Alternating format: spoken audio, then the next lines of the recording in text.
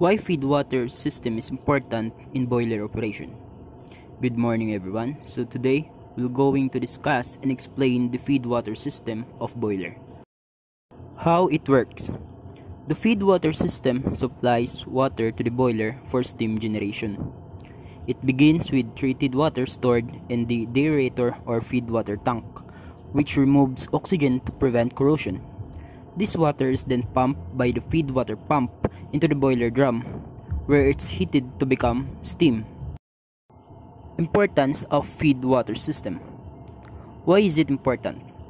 Without a properly working feed water system, boilers can suffer from overheating, scaling, or even catastrophic failure. It ensures a continuous supply of clean, pressurized water, maintaining efficiency, safety, and performance.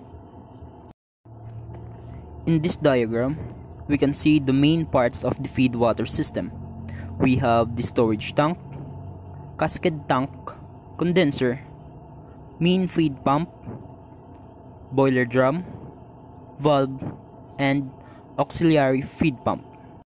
The feed water system is the lifeline of the boiler, ensuring safe and efficient steam production.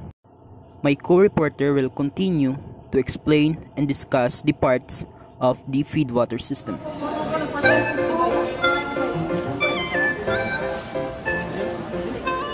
Oh, minaw! So good day guys. Right now, I'm going to explain to you how the feed water system in the boiler flows. So first, we get vapor from the boiler.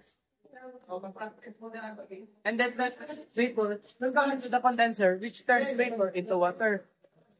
And then after that, it will go to the supply tank. But first, let's find the flow.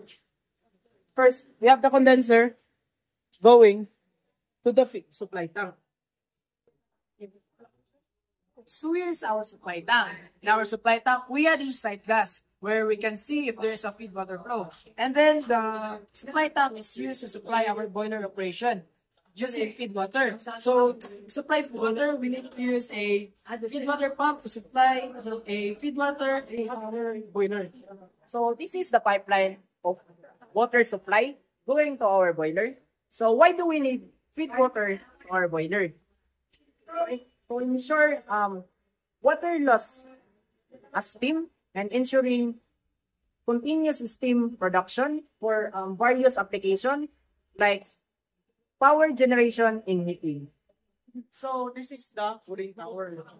The purpose of cooling tower in boiler feed water system is to remove excess heat from the water before it's used or send it back in the boiler cycle. So this helps maintain the efficient temperature for condenser in feed water system, ensuring safe and efficient boiler operation.